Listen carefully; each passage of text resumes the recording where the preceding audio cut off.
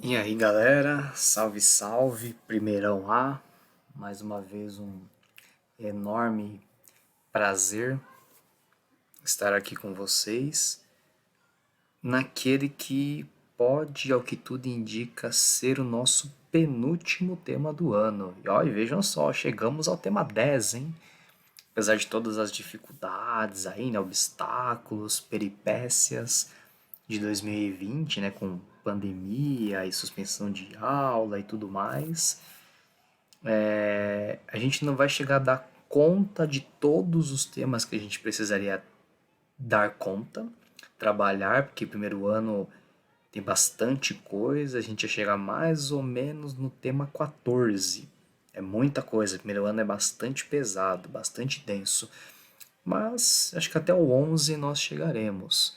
Então, considerando a forma como foi esse ano, isso é uma vitória, não tenham dúvida. E o tema 10 então, né? Vamos lá. O Império Bizantino e o mundo árabe. Então a gente vai falar primeiro do Império Bizantino, que já vai envolver um pouquinho do mundo árabe, para depois a gente chegar nos árabes de fato, que também vai acabar falando um pouco sobre o Império Bizantino, né? A história dos dois acaba se envolvendo, se confundindo, né? Se relacionando bastante. Certo? Então vamos lá, né?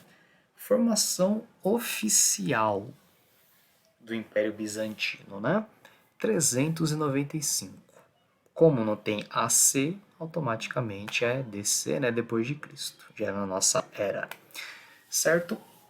Aí voltando um pouquinho que a gente viu no finalzinho do tema 9, em 395, o então imperador romano Teodósio, ele decidiu dividir o Império Romano em dois, porque ele considerava que assim, né, a administração do império ficasse mais facilitada, porque o império era muito vasto, muito grande, para um só imperador, né, por mais que houvessem as províncias, né, enfim, os governadores de província, havendo dois imperadores, na ideia, né, do Teodósio, isso ficaria mais facilitado.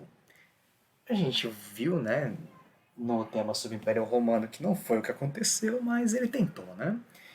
Tipo, naquelas, né? Ah, vamos dividir aqui, né? Vai que.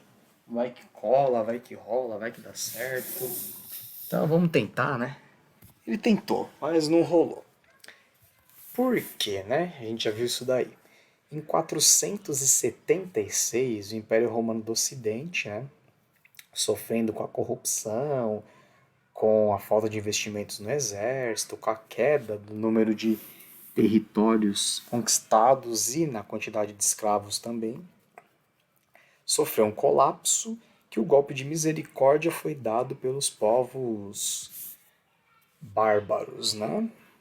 Os povos germânicos chamados, que invadiram o Império Romano, né? Começaram a dominar territórios no Império Romano, e aí foi o fim do Império Romano do Ocidente. E o Império Romano do Oriente, que virou Império Bizantino posteriormente, com capital em Constantinopla, certo? Ok. Esse teve mais tempo de duração, né? Então, a própria cidade de Constantinopla, ela tinha um outro nome anterior, como está dizendo aqui no nosso segundo tópico, chamada de Bizâncio, que era o nome dado pelos gregos que fundaram essa colônia nessa cidade de Bizâncio em 658, aí sim antes de Cristo. Em 330, o então imperador romano, né, o Constantino, ele resolveu mudar o nome da cidade. Ah, não quero mais esse nome aqui de Bizâncio, foram os gregos que deram, eu vou dar um nome diferente, eu vou dar o nome de Constantinopla, que obviamente era em homenagem a ele. Então, assim como a gente vê o Alexandre, né, criar várias Alexandrias, enfim, eles tinham uma mania de grandeza, né, de satisfazer o próprio ego, que era gigantesca. Então ele foi lá e deu um nome para a cidade de Constantinopla em homenagem a ele mesmo. É, pois é. Então, em 330, a cidade de Constantinopla já existia, porém o Império Romano do Oriente, né, que depois recebeu o nome de Império Bizantino, passou a existir e lá era a capital, né? A capital era Constantinopla, certo? Porém, por conta de todas as cacas, para não dizer outras palavras, né? Porque o vídeo vai subir para a internet, fica feio. Vamos tentar mostrar que a gente é educadinho, pelo menos na internet. Que a parte ocidental fez, né? Que a gente falou da corrupção, a falta de investimentos, os gastos com luxo e deixando a população, né, de lado, ignorada, esquecida. Enfim, tudo isso gerou uma queda de arrecadação enorme para o Império Romano. E isso não afetou só o Império Romano do Ocidente, né, que era quem fazia essas cacas. O Império Romano do Oriente também. Então, por mais que nesses 76 com 5, 81, né, nesses 81 anos em que os dois existiram conjuntamente, o Império Romano do Oriente ele ficava na sombra do Império Romano do Ocidente, né? A parte oriental ela acabava ficando mais desassistida, ainda mais do que a ocidental que já estava em decadência. Então, somente com a desfragmentação total, né, da parte ocidental do Império Romano do Ocidente em 476, que o Império Bizantino ele começou a despontar, né, para um desenvolvimento tal, para virar algo próspero, certo? Porque ele fica na sombra do Império Romano do Ocidente tinha lá suas vantagens. Porque, por exemplo, a corrupção ficava mais concentrada onde? No Ocidente. Os gastos desnecessários com luxo, né, essa perda de verba, né, com esses gastos exorbitantes e desnecessários, se concentravam onde? No Ocidente.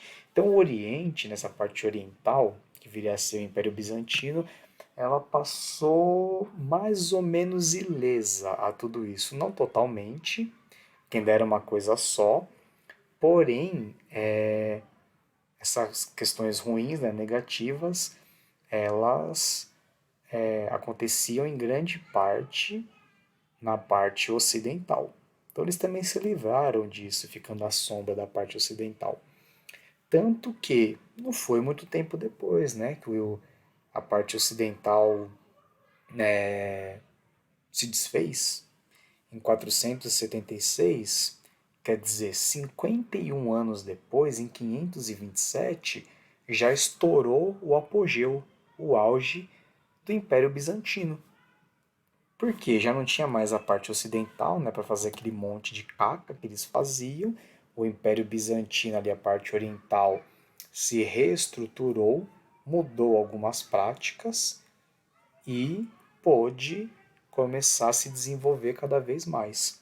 E foi justamente no governo desse imperador aí, né, do Justiniano I, a partir de 527, né, que começou um processo de restauração daquela grandeza romana, das tradições, da questão, por exemplo, de se reviver a cultura romana. Principalmente o que eles trouxeram de volta que os antigos romanos tinham era a questão militar. Porque eles começaram, por exemplo, conseguiram retomar a Península Itálica, onde, pelo nome, obviamente, fica a Itália, o sul da Península Ibérica, que é onde estão localizados ali Portugal e Espanha, e também o norte da África. Então, os bizantinos conseguiram reaver todos esses territórios no governo do Justiniano I. Então percebam, né, que não foi muito tempo, como eu falei. 21 anos depois do fim do Império Romano do Ocidente, o Império Bizantino já estava no seu auge, porque pôde se reestruturar, pôde limpar, né, essa parte podre que o Império Romano do Ocidente tinha deixado, né, e praticava anteriormente, e se viu livre, digamos, e bem favorável e tranquilo, né, para não perder a piada, tranquilo e favorável para começar a desenvolver, né? E aí foi o que aconteceu. Certo. Vamos falar dos legados aqui, né? Vamos pular um pouquinho. Aqui no terceiro tópico está dizendo o quê, né? Sobre os legados que o Império Bizantino deixou, que foram muito importantes e são até hoje. Porque, por exemplo, essa reformulação e recodificação do direito romano é o direito que nós usamos aqui no Brasil. Certo, a gente vai questionar, né, que a lei não favorece todo mundo da mesma maneira, que os ricos têm mais privilégios em relação aos pobres. Ok, isso é quase em todos os países, gente, infelizmente, na exclusividade do Brasil. Tudo bem que no Brasil é mais acentuado, né? A galera faz questão de reforçar porque é made in Brazil, né? Tipo BR mesmo, né? Raiz. Mas não é só aqui. E o direito romano ele é usado em vários países do mundo. E foi uma contribuição, um legado que os bizantinos deixaram. Outra coisa, o cristianismo ortodoxo. Foi ali, né, a partir de 1054, que até chamam de cisma do Oriente ou cisma bizantino, enfim, que houve a separação entre as duas igrejas, né, cristãs, cristã ortodoxa e a católica apostólica romana, que é a que tem no Ocidente, aqui no Brasil inclusive. O cristianismo ortodoxo ele ficou mais forte no mundo oriental e em algumas partes da Europa, né? Então na Rússia, por exemplo, na Grécia é muito forte. Então ali da Europa oriental para o Oriente, porque tinha muitas diferenças, né? Muitas divergências entre as duas igrejas. Então, por exemplo, o Papa, né, na Igreja Católica, que é a figura máxima, ele era mais reconhecido no Ocidente. No Oriente, haviam outras duas figuras, no caso, que tinham um reconhecimento ainda maior que o do Papa. E isso já mostra para nós uma questão de que havia diferenças e haviam muitas questões, por exemplo, divergentes que funcionavam para uns e que não funcionava para os outros, né? Então as igrejas tinham já essa diferença e que eram irreconciliáveis, como se mostraram depois, né? Porque no Oriente, né, falando sobre essa questão, por exemplo, da figura, né, mais reconhecida, eles chamavam de patriarcas. E aí haviam dois patriarcas no caso, né? Então, geralmente um reconhecido mais em Constantinopla e o outro em Alexandria, no Egito. Então, quer dizer, o Egito era um centro muito importante. Tanto que Alexandria, como diz aqui no próximo tópico, era a segunda cidade mais importante do Império Bizantino, depois da capital, que era Constantinopla. Então haviam dois patriarcas da religião do Oriente, um em Constantinopla, o outro em Alexandria, no Egito, e o Papa, que já ficava em Roma. Então vejam que já tinha uma diferença, né? O pessoal do Oriente não reconhecia o Papa. E aí, para tentar não dar uma treta, né, tentar evitar essas divergências, né, esses atritos, fala, não, vamos colocar um patriarca aqui por Oriente, né, colocar um pano quente aqui para ver se dá certo. Até um tempo deu. Né, a gente vê que teve 500 anos aproximadamente de unificação ainda das igrejas, mas em determinado momento não foi mais possível. Porque o catolicismo apostólico romano ele é de origem ocidental, né, ali da Itália e tal. Já o cristianismo ortodoxo ele é de origem oriental. Então, quando houve a separação dos dois impérios, automaticamente já teve uma separação das duas religiões. Então, cada uma se desenvolveu de acordo com o ambiente em que ela estava. Então, o cristianismo ortodoxo ele recebeu muita influência do Oriente. E já o catolicismo apostólico romano do Ocidente, né, dos povos germânicos, inclusive. Trouxeram suas influências para o catolicismo apostólico romano. Então, um era muito diferente do outro. E em um determinado momento seria meio que improvável, né, que impossível os dois continuarem juntos, como não continuaram. E o cristianismo ortodoxo segue muito bem, obrigado, sozinho, né? Com atualmente cerca de 300 milhões, né, aproximadamente, segundo alguns estudos, de pessoas aí espalhadas pelo mundo, né? Então é uma religião grande. Como eu falei, mais no Oriente. Tem igreja cristã ortodoxa aqui no Brasil, né? Mas geralmente são pessoas descendentes de gregos, né? De russos, de ucranianos ou de pessoas de qualquer país do leste europeu que são cristãos ortodoxos. Certo?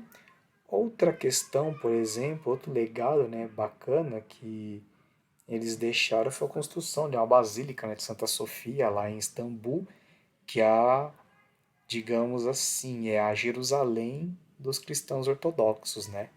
O que é Jerusalém para os cristãos e o que é Meca para os islâmicos, por exemplo, é Istambul, né, que era a antiga Constantinopla, para os cristãos ortodoxos, já que a religião deles surgiu lá. E tem essa basílica aqui de bastante visitação deles, certo? O Império Bizantino, então, né, ele também tem a questão de ficar marcado pelas cruzadas, que eram, né, as guerras entre os cristãos e islâmicos que duraram nesse período aqui, de 1095 até 1291. O cristianismo, obviamente, era do Império Bizantino e o islamismo, né, dos invasores árabes islâmicos já. Então houve muitas batalhas, né, principalmente pelo controle de Jerusalém, mas também para evitar, né, que o cristianismo ele se expandisse ainda mais, né, para as áreas islâmicas, e por um outro lado, os cristãos tentavam combater a influência do islamismo nas áreas que já eram cristãs. Então era um lutando contra a influência, né, o alcance que a religião do outro poderia ter. Mas mesmo com todo o esforço do Império Bizantino, né, em 634 começaram as primeiras invasões de tropas muçulmanas em áreas do Império Bizantino, sendo que no finalzinho do século VII, né, 690 e pouquinho, os árabes já tinham dominado a Síria, Jerusalém acabou caindo na mão dos árabes e ficou até 1948, quando a ONU criou, enfim, polemicamente o Estado de Israel na região. Os árabes dominaram o Egito e o norte da África. Tanto que essas quatro regiões continuam nas mãos dos árabes até hoje. Por mais que Jerusalém tenha saído do controle para se colocar o Estado de Israel, se vocês verificarem Israel, eles são cercados por todos os lados por países árabes. Então o controle árabe na região é hegemônico, é total. E, por imposição da ONU, tem Israel ali no meio, né? E a tomada do Egito pelos árabes enfraqueceu muito o Império Bizantino. Porque, como eu falei para vocês, né, a segunda cidade bizantina mais importante era Alexandria e acabou caindo na mão dos islâmicos. Então isso foi já um golpe bastante forte que 7 séculos depois, né, ainda de resistência dos bizantinos contra os árabes, o Império Bizantino acabou caindo nas mãos dos turco-otomanos, que também eram povos árabes, já tinham um exército fortíssimo, já estavam formando um império também bastante grande na região, e o Império Bizantino não foi obstáculo para eles dominarem e aumentarem ainda mais a influência árabe na região. Tanto que por mais que a Turquia, onde fica, né, Istambul e era Constantinopla, por mais que tenha uma parte na Europa, mesmo os turcos europeus, eles são islâmicos, né? Eles são de ascendência muçulmana árabe. Então, é inegável que os árabes continuam com uma influência fortíssima também naquela região até hoje. Certo? Agora falando um pouco do mundo árabe. Não tem como a gente falar de mundo árabe sem falar de um cara chamado Maomé, que para eles é Muhammad. Mas vamos falar primeiro, né, galera, como que os árabes surgiram, de onde eles vieram, né? Ali do Oriente Médio, numa região onde atualmente é a Península Arábica, entre a Ásia e a África. Deixa eu ver se eu tenho um mapinha aqui, inclusive, para vocês. Não tenho certeza não, mas eu vou pegar aqui. Vamos lá. Ah, Península Arábica. Eu até tinha pesquisado aqui, mas acabou fechando. Então, se a gente pegar aqui no mapa mundi, a Península Arábica está aqui nessa região, entre a Ásia e a África. Aqui já é o Egito, né? Que é a África, e aqui em cima é a Ásia. Mas a Península Arábica é onde atualmente fica a Arábia Saudita, o Iêmen, né? Esses países aqui, certo? Então, os árabes surgiram dali, da Arábia, né? Tanto que o nome árabe deriva de Arábia, e Arábia de árabes, então os nomes se confundem. E até o século VI eles não tinham uma grande organização não, viu? Então eles viviam em tribos, sem governo, sem estado centralizado, eram clãs, onde eles mandavam ali meio que comunalmente. Tinha umas tribos, né, de nômades, beduínos. Os beduínos são aquela galera do deserto, deixa eu mostrar para vocês também, que vivem com os camelos, tal, né, no meio do deserto. Então esses são os beduínos, né, que usam essas roupas, né, para tentar filtrar um pouco do calorzão que eles passam. Sempre são nômades, né, até hoje o são.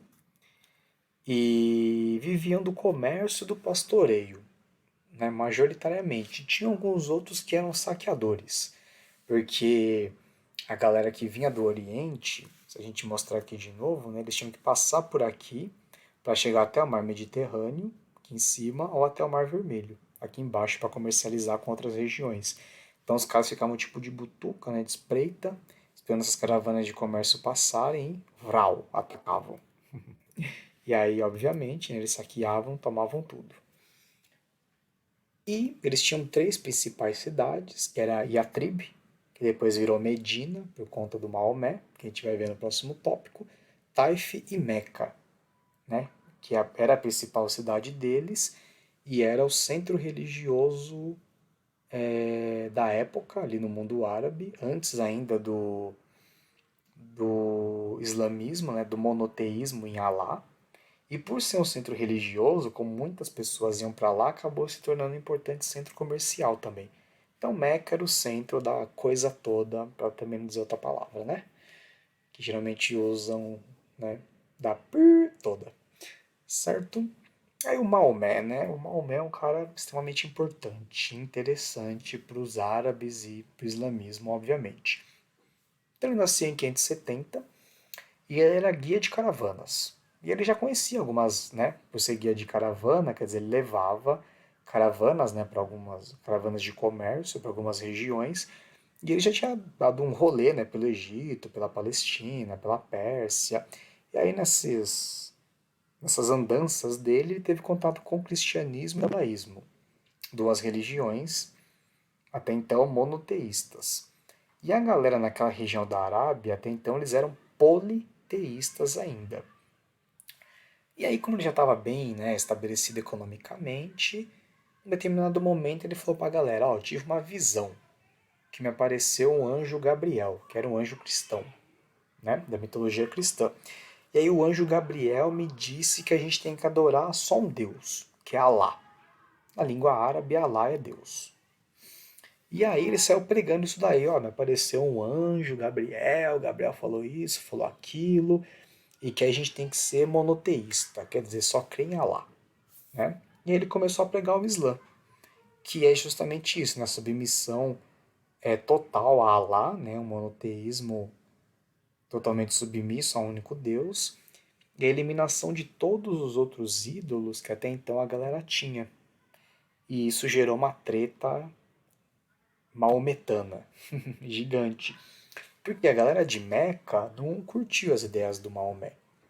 E eles foram contrários ao Maomé, tanto que eles perseguiram o Maomé e o Maomé percebeu que deu ruim.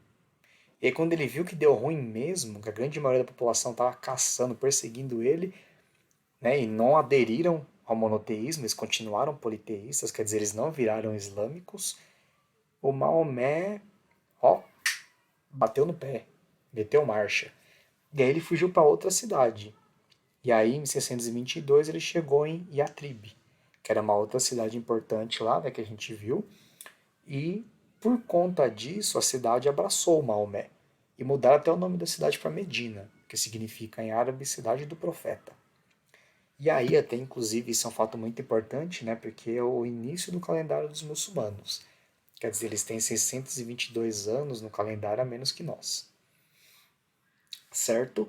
E a partir de então, o número de fiéis do islamismo foi aumentando, foi crescendo. E aí o Maomé, ele foi para uma parada mais radical ainda. Então ele falou, bem, já que o islamismo está ganhando força, eu estou com moral, estou bem na fita, o que eu vou fazer então? A gente vai criar uma parada chamada Guerra Santa, que eles chamam de Jihad, né? Que era contra os infiéis, né? Bem entre aspas, porque o que o Maomé dizia por infiel? Todos aqueles que não eram islâmicos.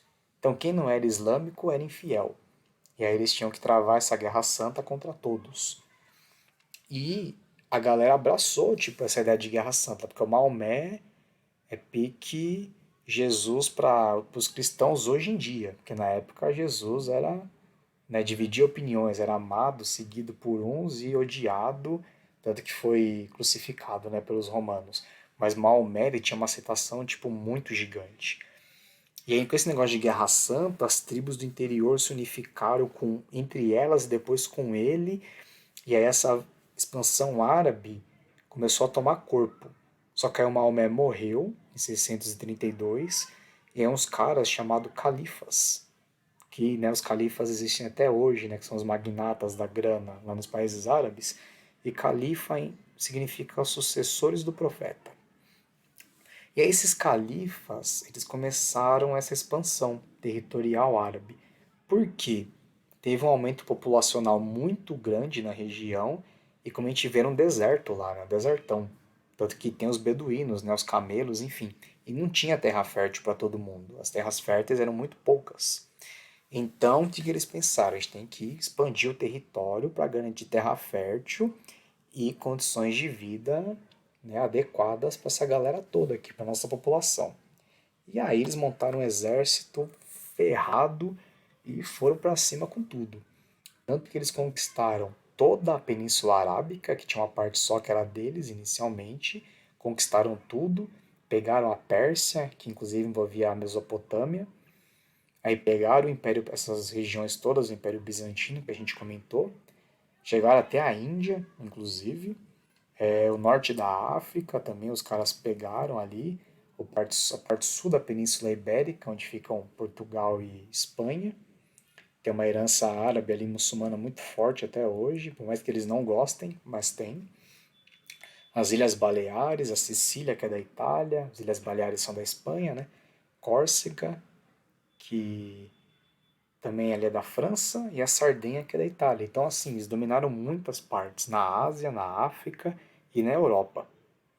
Inclusive, não coloquei aqui, né, mas a Córcega, que é da França, eles também chegaram ao continente, né, a França continental, não somente essa ilha francesa, né?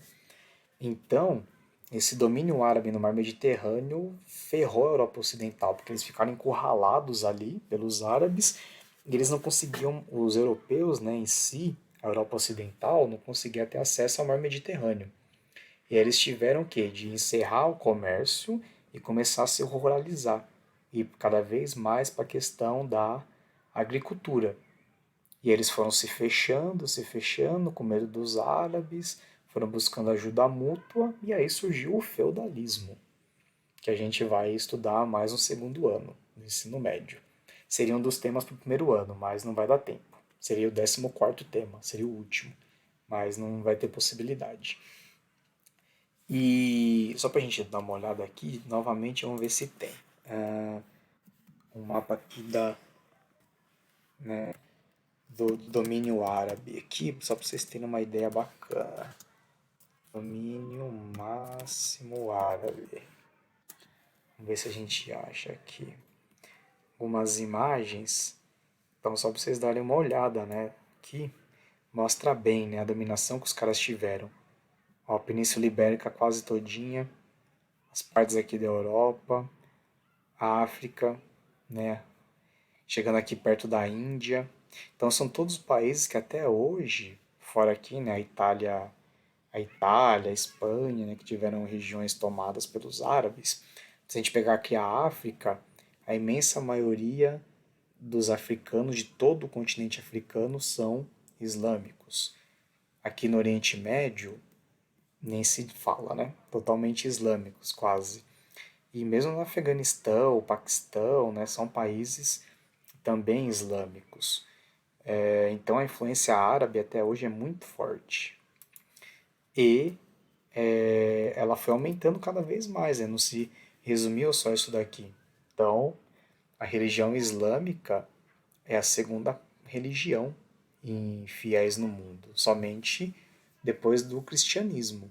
E olha que o cristianismo ele tem as divisões, né? O cristianismo ortodoxo, a igreja católica, né? A protestante, né? Enfim, as evangélicas, como a gente chama aqui. Então, o islamismo ele foi e ainda é extremamente forte. E tem uma questão, as regiões dominadas aqui pelos islâmicos, eles perderam muitas poucas regiões das que estão aqui, né, nesse tópico, eles aumentaram ainda mais isso. Então, essa força, essa influência árabe é algo para se pensar. Mas por que ela foi possível? Porque os muçulmanos, eles não eram cruéis, tirânicos, né?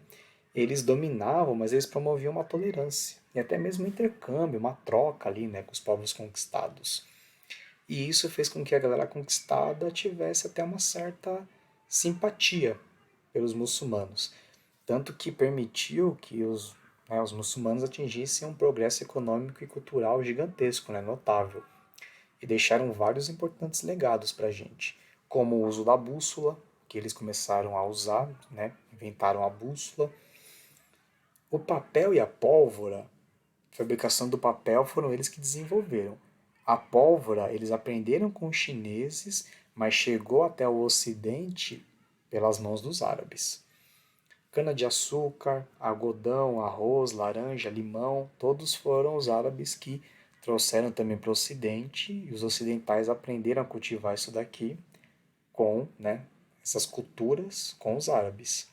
Tanto que a lima da Pérsia, por exemplo, é um desses exemplos aí. E fora as outras importantes contribuições, né, como para a matemática, né, na álgebra, na geometria, na trigonometria, tanto que os nossos algarismos se chamam arábicos. Arábico vem de onde? De árabe, né? Obviamente. Então a gente não usa o algarismo romano, né? O algarismo romano está caindo cada vez mais em desuso. A gente usa o algarismo arábico, que é uma contribuição dos árabes. Na astronomia também, justamente por conta da questão da bússola, e na medicina também deixaram diversos conhecimentos para nós aí. Então, foi um povo bastante importante para a constituição do nosso mundo, que sofre muito preconceito, né? São tidos como radicais, mas infelizmente radical tem em toda a religião, em todo canto do mundo.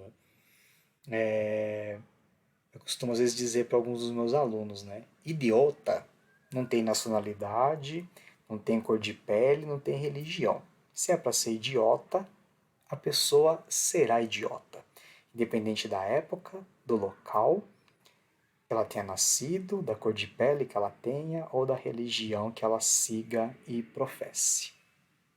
Certo? A gente tem cristão idiota, a gente tem islâmico idiota, judeu idiota, ateu idiota. Até para quem não tem crença tem idiota também. Infelizmente. Valeu, galera. Então é isso aí. Salve, salve. Tamo junto e até a próxima. Fiquem e se cuidem bem. Valeu.